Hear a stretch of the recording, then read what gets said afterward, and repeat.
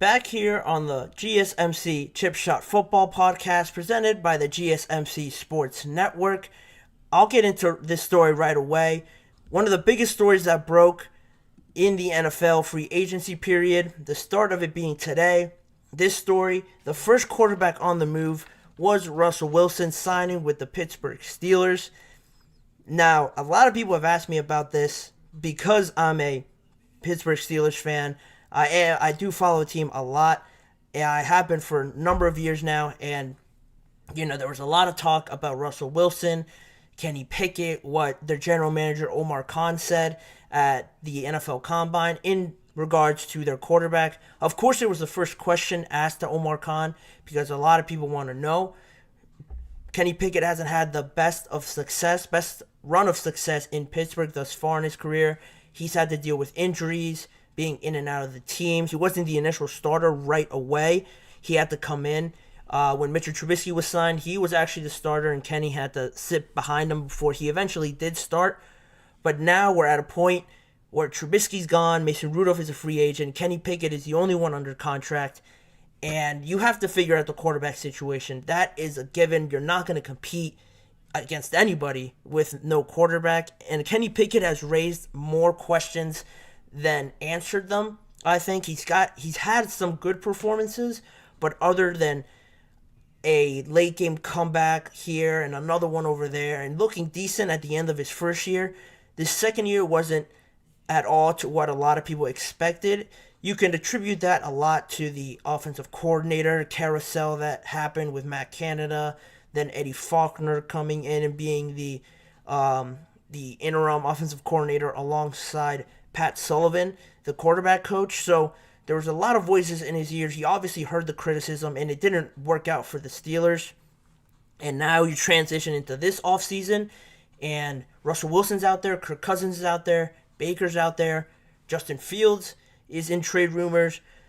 But with you being the Steelers and those other guys probably being out of your market zone, it always seemed to me in the back of my mind it was going to be Russell Wilson.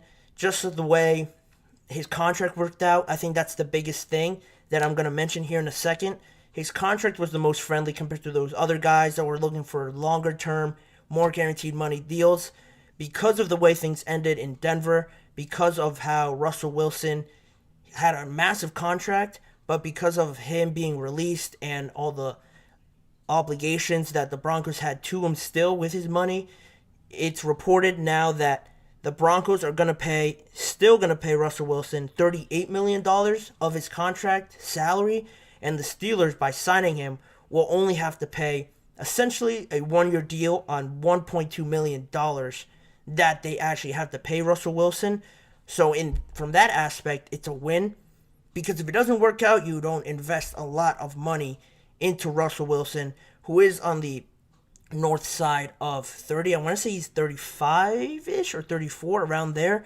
But you're not allocating all this money to him. You're not tying your hands to him, and just depending on how he does is how the organization will go.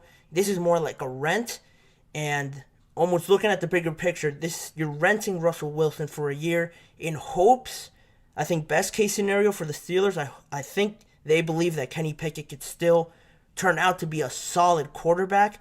They just need him maybe to develop a little bit more, one more year, and then they could really see where he's at with all the improvements that seem to be coming in this offseason. With Russell Wilson, he's a proven quarterback, Super Bowl level quarterback, and I think right now in this moment, he is an upgrade over to Kenny Pickett because of just last year. I saw one of the craziest stats that Russell Wilson threw 26 touchdowns just this year, and Kenny Pickett over the last 2 seasons has thrown 25. So that says a lot just in and of itself in that stat. But if you want to look at just last season in terms of numbers, Pickett threw barely over 2,000 yards. Wilson threw over barely 3,000 yards. Kenny Pickett only played 12 games, and Russell Wilson played 15, but the reason that is because the Broncos benched them there towards the end of the season because he wouldn't restructure his deal and because he wouldn't forego his injury clause in his contract. they had him sit out, so he missed the last 2 games. So it's not like he was injured compared to Kenny Pickett, who has dealt with multiple injuries now. And yards per game, Wilson has thrown 200 yards per game.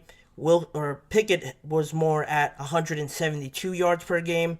And touchdowns to interceptions, Pickett threw 6 touchdowns and 4 interceptions, and Russell Wilson threw 26 touchdowns and 8 interceptions. The numbers say a story. They're pretty cut and dry in terms of how I just read them out. But if you just look at them play and their style, a lot of times Kenny was criticized for not throwing it over the middle, was criticized for holding the ball a little bit too long or just being a bit inaccurate, not really pushing the ball downfield. A lot of what Russell Wilson does give you is those deficiencies that you saw with Kenny Pickett, like the deep ball down the field. Russell Wilson's known for throwing one of the best deep balls down the field and being one of the most accurate with them as well. And you just have to do that when you have guys like George Pickens, Deontay Johnson, and Pat Freiermuth over the middle. If you're not going to throw over the middle, you really negate what those kind of players can give you, the kind of talents that they have, the catch radius that George Pickens has, Pat Freiermuth has. You're taking at least 50 to 40% of that away by not throwing to them over the middle or throwing to them deep. We saw George Pickens make a lot of crazy catches.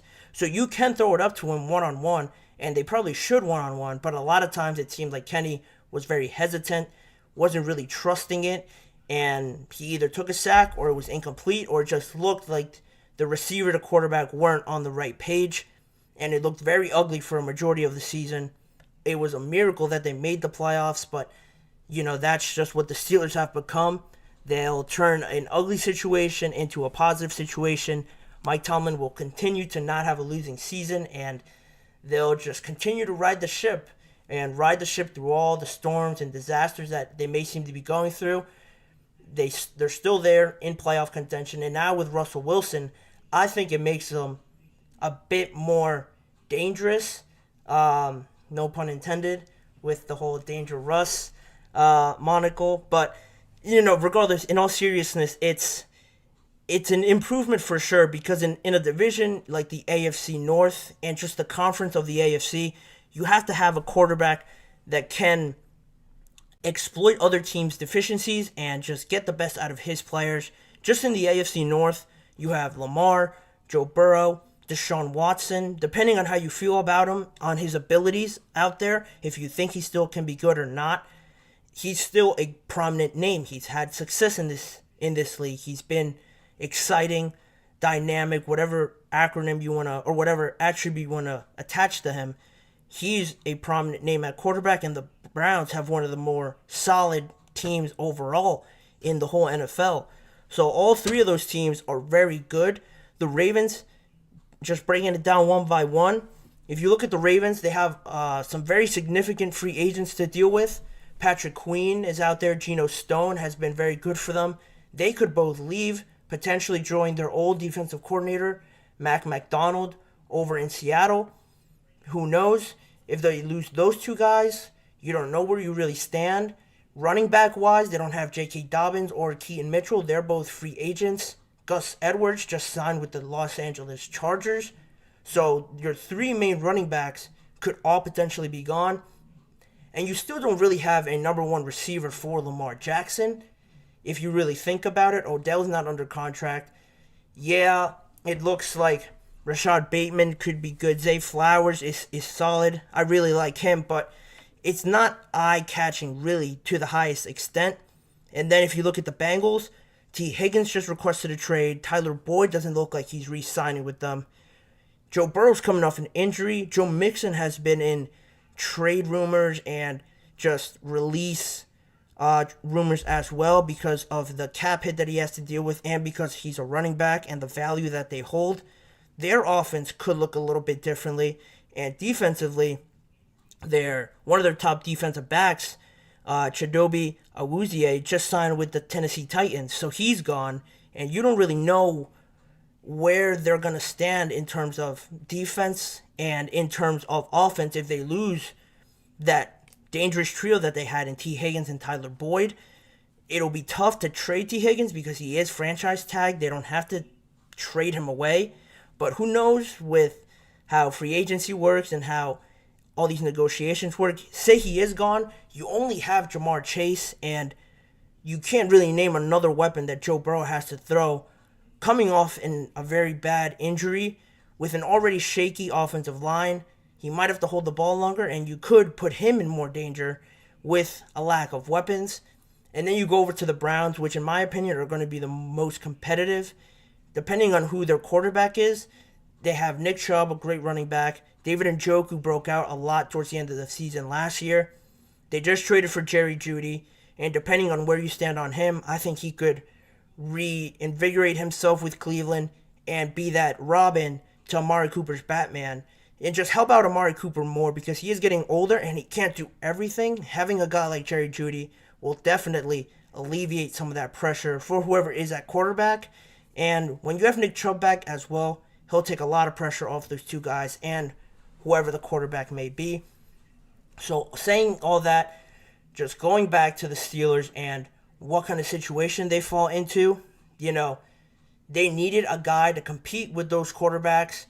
And with all the questions around this division, if the Steelers could just figure it out a little bit, with their quarterback at least, it could be a lot closer than I think a lot of people give them credit for because of how good their defense is and the weapons that they have on offense. They're turning towards a more run-heavy offense, controlling the clock, keeping the possession in the offense's hands.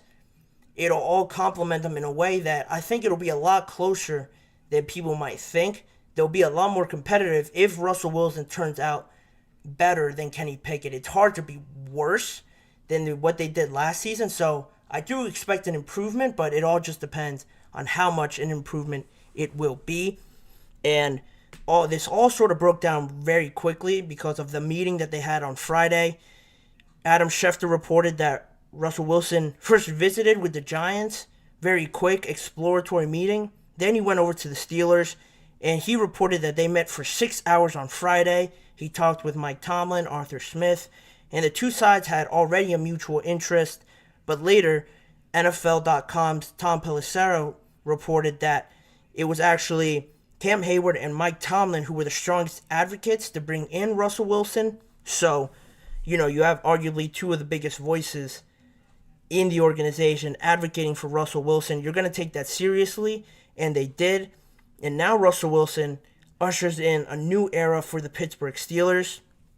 And with Russell Wilson coming in, I think you can all but guarantee Mason Rudolph most likely won't be coming back. The Steelers like to have 3 quarterbacks, potentially 4, heading into training camp. But, I don't think they'll allocate some money to try and re-sign Mason Rudolph just because of the fact it's a bit more expensive, and they could always draft a younger quarterback in the draft in the later rounds if they feel like there's a guy there that they like. And all of that being said, there's the biggest thing with this that I found interesting was that Adam Schefter reported that Russell Wilson wasn't going to go anywhere, that he didn't feel he wasn't going to be the starter. And that's the biggest thing about this, right? Because Omar Khan said he wanted competition. He had full faith in Kenny Pickett. With Russell Wilson being there, to me, it just seems inevitable that he is going to be the starter regardless of what Tomlin says, Omar Khan says. Russell Wilson wouldn't have signed there if he didn't really think he was going to have a great shot to be the number one guy, start a bunch of games. He wasn't going to be on the sidelines trying to reinvigorate Kenny Pickett's career. He wasn't there to do that. He's looking out for himself and getting back the career that he had, and a lot of people think that it's already down the drain. A lot of people don't believe he'll get back to that level. He's got something to prove, and I think that in combination with what the Steelers have to offer, all the talent that they have, I think this is inevitably a good situation for the Steelers to compete once again. I'm not saying they're going to compete for a conference championship, much less a Super Bowl, but if they could win a playoff game or two, I think this investment in Russell Wilson, I think you would have to say has paid off because they've gone further than they would have in the past couple years with Kenny Pickett, Mitchell Trubisky, and any other quarterback that they had. So Wilson is now the new quarterback in Pittsburgh.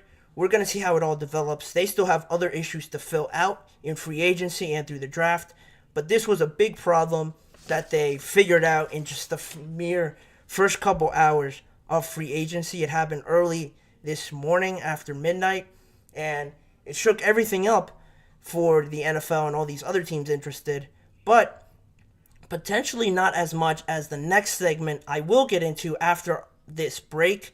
I'm going to go into the second break of this episode, but on the other side, I'm going to talk about Kirk Cousins and his new home in Atlanta, Georgia, teaming up there with Drake London, Bijan Robinson, and Kyle Pitts.